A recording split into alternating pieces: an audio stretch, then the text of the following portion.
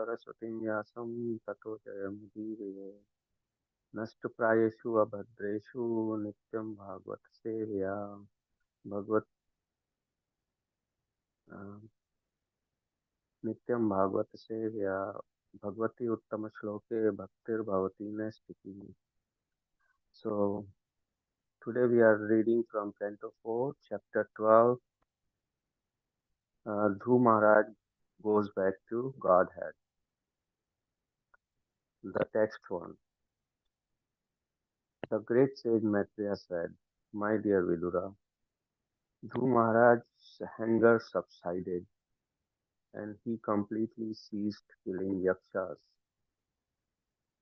When Kuvera, the most blessed master of the treasury, learned this news, he appeared before Dhru. While being worshipped by yakshas, Kinnara and Charanas, he spoke to Dhru Maharaj, who stood before him with folded hands. Text 2. The master of treasury, Kuvera said, "O sinless son of Kshatriya, I am very glad to know that under the instruction of your grandfather, you have given up your enmity, although it is very difficult to avoid. I am very pleased with you." Text 3. Actually, you have not killed the Yakshas, nor have they killed your brother.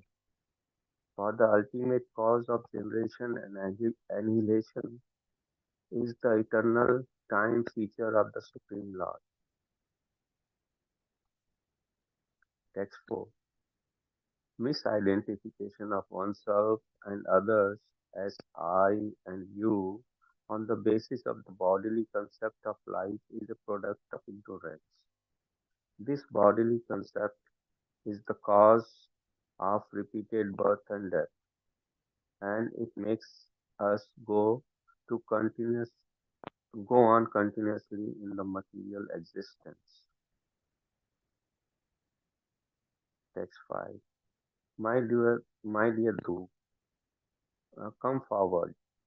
May the Lord always grace you with good fortune. The Supreme Personality of Godhead, who is beyond our sensory perception, is the super soul of all living entities. And thus, all entities are one, without distinction.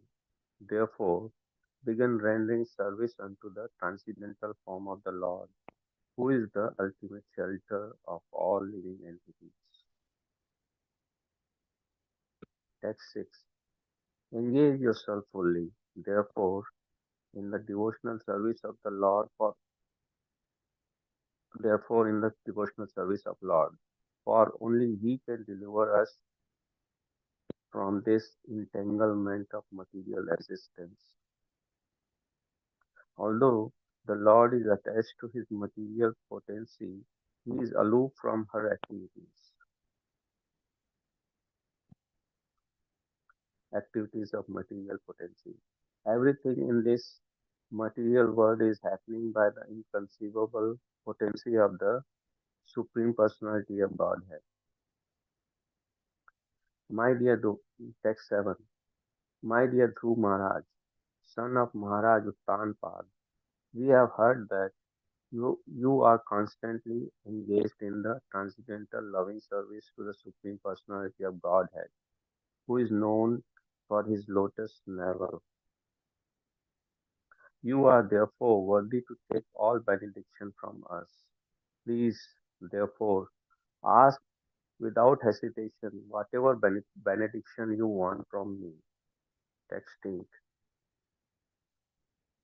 The great sage Maitreya continued, "My dear Vidura, when thus asked to accept a benediction from Kuvera, the Yakshraj, Dhru Maharaj, Yaksh, that most elevated pure devotees who was in Dhru Maharaj, who was the most elevated pure devotee, who was an intelligent and thoughtful thoughtful king begged that he might have unflinching faith in the remembrance of Supreme Personality of Godhead. This is what he asked. For thus a person can cross over the ocean of nations very easily, although it is very difficult for others to cross. Text 9. The son of Idavida, Lord Kuvera, was very pleased, and happily he gave Dhru Maharaj the benediction he wanted. Therefore, he disappeared from Dhruva's presence, and Dhru Maharaj returned to his capital city. Text 10. As long as he remained at home, Dhru Maharaj performed many great ceremonial sacrifices in order to please the enjoyer of all sacrifices, the Supreme Personality of Godhead. Prescribed ceremonial sacrifices are especially meant to please Lord Vishnu, who is the objective of all such sacrifices and who awards the resultant benedictions. Here I think rest my reading of this Bhagavatam. Thank you so much, Kishore Prabhuji. Hare Krishna. Yes, Sri Krishna Prabhu, whenever you're ready, you can start, Prabhuji. Hare Krishna. Thank you, Sundaram Prabhuji. Thank you very much, Kishore Prabhuji. Krishnaya Vasudevaya Devaki Nandanaya Cha Nandagopakumaraya Govindaya Namo Namaha. Sri Rama Rama Rameti Rame Rame Manorame Sahasranama Tatulyam Rama Nama Varanane. Vairagya Vidya Nija Bhakti Yogam Sikshashtamekam Purusha Puranam Shri Krishna Chaitanya Sariradari Kripambudirtamaham Prapadye. Hare Krishna Krishna Krishna Hare Hare Hare Rama Rama Hare Hare. Hare Krishna. Hare Krishna. So we are seeing a brand new chapter today, chapter 12. So Dhuru Maharaj in the previous chapter, Swayambhu Manu appears on the scene when Dhuru Maharaj was fighting with the Yakshas. So we all have heard that Dhuru Maharaj was so much in affection with his brother, and because of that reason, and because also he was a king, Kshatriya, so he took up the the fight upon himself, and he was fighting with the Yakshas. So the fighting was very intense at that time. The Swayambhu Manu, who was the great grandfather, he appeared on the scene and he tried to pacify Dhuru Maharaj. So here again we can see that how situations like these, we need the help of great devotees so that we can again come back to our original consciousness. So Dhuru Maharaj, even though he was a Mahabhagavat himself, so there's always a Vaishnava Sangha is needed. So here in this situation, Dhuru Maharaj understood that the philosophy that's spoken by Swayambhu Manu. So he understood that now he has to leave his enmity.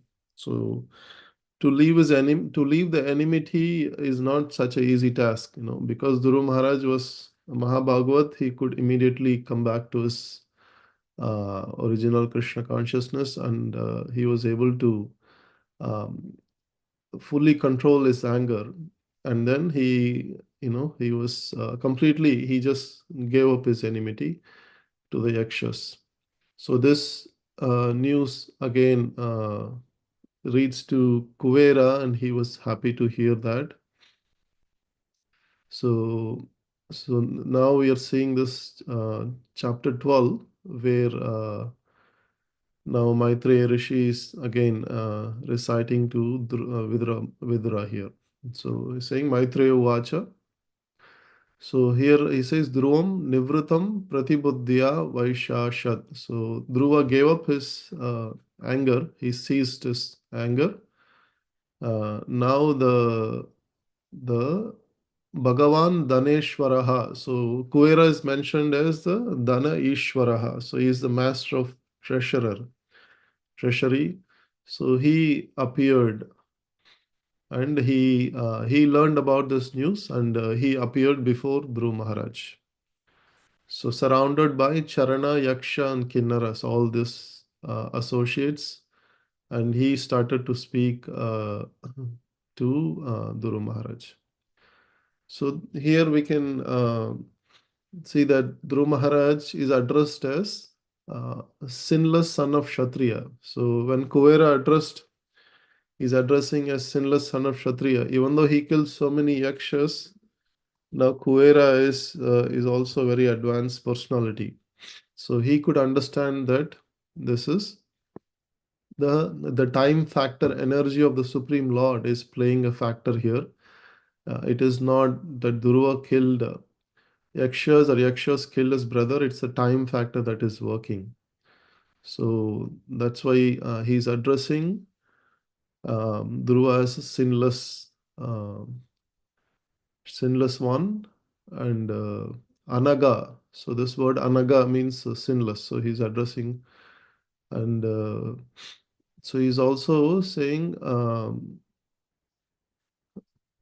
Pitamaha. So I'm very glad to know that under the instruction of your grandfather, Pitamaha, so Swayambhu Manu, he gave up that enmity.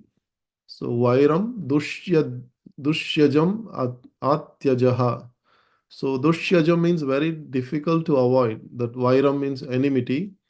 So for a common person like me and you, it's very difficult to avoid this enmity. Especially imagine somebody killed your brother and you're a king. So this situation is very difficult. So, but immediately upon hearing the instructions of Swayambhu Manu, he gave up completely. So gave up completely meaning we should understand that there is no traces of envy or any other feelings or emotions. He just completely wiped out that feeling emotions, and he came back to his conscious, Krishna conscious position. So that sort of transition takes a lot of effort for a normal person to come to that status. So so here Kuvera is giving some instructions to Dhruv Maharaj. So he is saying that Bhagavan Kala eva hi bhutanam. So Kala, the time factor, is the eternal time factor. The feature of the Supreme Lord is the ultimate cause of generation and annihilation. So he's saying that actually you have not killed the Yakshas, nor they have killed your brother. So this is a very high philosophy that Kuvera is speaking. Um, and he is saying that what is the reason? He's saying aham tvam iti aparta dir ajnanat purushasya hi. So here he's saying that the means intelligence. We just conceive that I and you on the basis of the bodily concept of life. So which is the product of ignorance. So he's saying that this the bodily concept is the cause of repeated birth and death.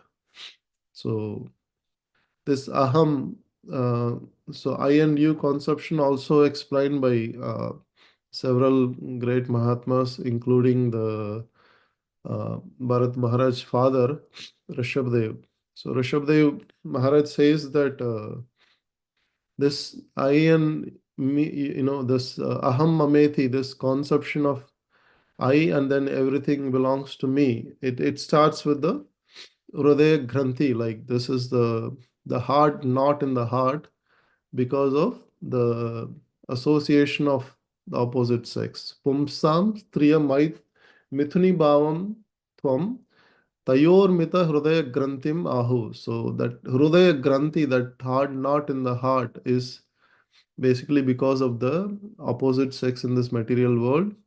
And then Atak Graha Kshetra Sutapta Vittair, like the house and then the children, the relatives, the wealth, everything attached to the us is, we think that it is belongs to me. So and then this is the body is me, and then everything that belongs to me is mine. So this conception is wonderfully explained by Rishabdev Maharaj in the fifth canto. So same message here Kuver is also saying. So and then so that is the basis where this enmity also comes. So he's saying the basis of enmity is also the body. The body, because Dhruv Maharaj brother is connected with his body, so he is mine. And then from that angle, that everybody who did this is my enemy, all this expands. So that Kuvera is trying to explain that to the Dhruv Maharaj. So now Dhruv Maharaj, he gave that instructions. Now he's saying, may all be good fortune unto you. Badram te. So he's giving all auspiciousness, good fortune unto um, Dhruv Maharaj. Um, so what suggestion he is giving is Sarva Bhutatma Bhavena Sarva Bhutatma Vigraham Bhagavantam Adokshajam. So he's saying the Adokshajam, the Lord who is beyond the sense perception. You have to worship him with take his shelter under devotional service onto the transcendental form of the Lord. So here it's mentioned as Sarva Bhutatma Vigraham. So Prabhupada focuses on this point. Vigraham means we all know that form. That so the Lord ultimately has a wonderful form, and here also said like Sarva Bhutatma Bhavena. So all living entities should be seen with a equal bhava, like equal vision. So they are all one. So that here we can see that two statements. One statement says everybody should be seen as one, and then he's saying the Lord as a form. So we can understand that this is exactly opposite to the impersonal philosophy, where Lord distributed, among all living entities, and there is no separate existence. But here it's clearly distinguished how the Lord has a particular form, vigraha. So, and then finally, the instructions of Kuvera, he's concluding Bhajashva Bhajiniya Angrim. So, Angri means lotus feet. So, he's concluding that engage in devotional service to the lotus feet of the Lord, who is worthy to be worshipped. So, and very interesting points. He says that uh, Yuktam Virahitam Satya. So he's also saying the Lord's potency is such that even though he is manifested everywhere in the material world, but still he's aloof. Um, is very specific points. It has a lot of significance that Prabhupada mentions. Um, Guna Mayatma Mayaya. So is the three modes of material nature, and here it's Maya, Atma Mayaya. So by his inconceivable potency. So even though in this material world, Lord is everywhere distributed in this material energy, but still the process of approaching the Lord is the devotional service. So that point, Kuera is specifically saying that even though you are engaged in the worldly duties and as a king, and you're directing the citizens and ruling the kingdom, but still you should take exclusive shelter of devotional service to achieve the Lord. So that is the point here is mentioning. And Prabhupada also mentions several verses from Bhagavad Gita, where Krishna says that Mamekam Sharanam Raja, like exclusively take shelter of me. And Krishna also says, Tesam Aham Samudartha Mrityu Samsara Sagras. So, in order to overcome this ocean of suffering, birth, and death, you have to approach me and take shelter, exclusive shelter of me. So this point is very very important, that the Lord's energy is like Parashya Saktir Vividaiva Shvita, is very unlimited potencies. The material world energies are very very vast. So after Dharma, Artha, Kama, Moksha, there is also the Panchama Purusharthas. They say the fifth the element of the Purusharthas, which is exclusive shelter of the Lord. So Prabhupada makes a point that one who has um, crossed all this, he doesn't want material enjoyment, he doesn't want even liberation, he doesn't want even all this pious activities in the material world. He takes complete shelter of this fifth Panchama Purushartha, where he wants to exchange that loving emotions and feelings with the Supreme Lord, whereby all of these Purusharthas is included in that. So because it's so that's why one a devotee like Dhruv Maharaj is able to achieve that platform, because he has already crossed all this four Purusharthas. So now now here Kuvera is again glorifying that you are son of Maharaj Uttanapada. We have heard that you constantly engaged in devotional service.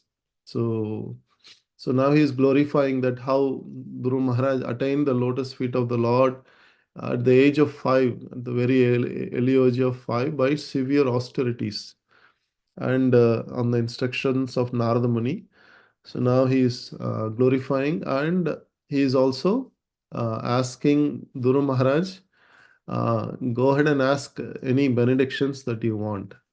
So Kuvera, he's like a Dana Ishvaraha, so he's the Lord of the treasury, and he has unlimited wealth at his disposal, and also he is very dear to the Lord.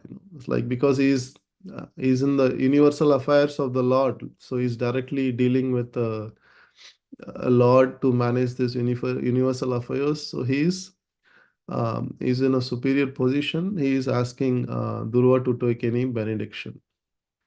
So now again, so Kuvera is a Devata, right? So he is, Prabhupada makes many points here that the Supreme Lord already favored Dhruv Maharaj.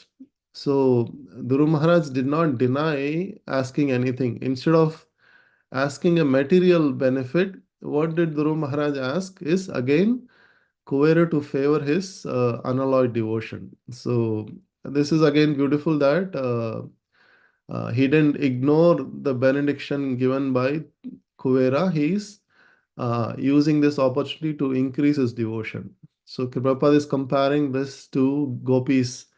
When the gopis asked Katyayani Devi for having Krishna as their husband, it is not wrong, because they are praying to demigods to have a good association, have a good bhakti with Krishna. So to increase their attachment to Krishna, which is really nice. So in the same mood, Dhruv Maharaj is also asking the same favor from Kuvera.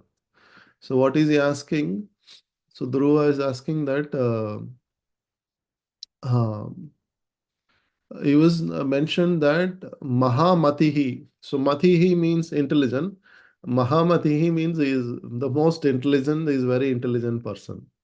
So he's also Mahabhagavata, and is also mentioned as Mahamatihi. So what is he asking? He's saying, Haro sa Havre Achalitam Smritim Yaya Tarati Ayatnena Duratyayam Tamaha. So Achalitam, like without wavering, unflinching, Smritim, um, remembrance, and then he's saying Tarati Ayatnena Duratyayam Tamaha. So Tamaha means nescience. So unsurpassable nescience. So in essence, what he's asking is remembrance of Supreme Lord so that he can cross over the ocean of nescience very easily, although it is very difficult to cross.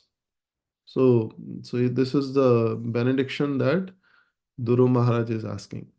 So imagine his humility that he has seen Lord face to face, and now such a Mahabhagavat only can actually be very humble like this. So he understood that how difficult it is to cross this ocean of nescience, and now he's taking this opportunity to take this benediction.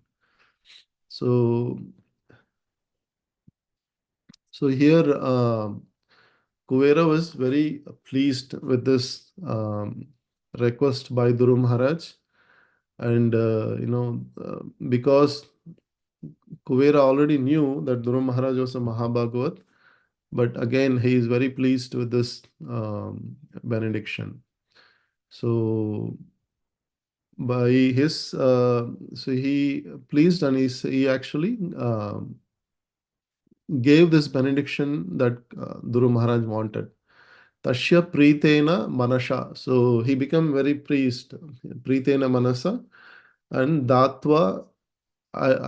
So he gave, he is given that benediction to Dhuru Maharaj. So we can see even demigods, when we ask, to increase the Krishna's bhakti, they can favor us.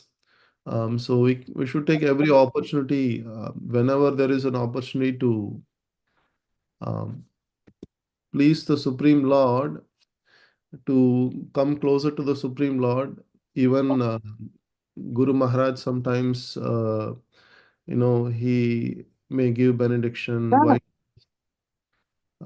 Vaishnavas can give benediction.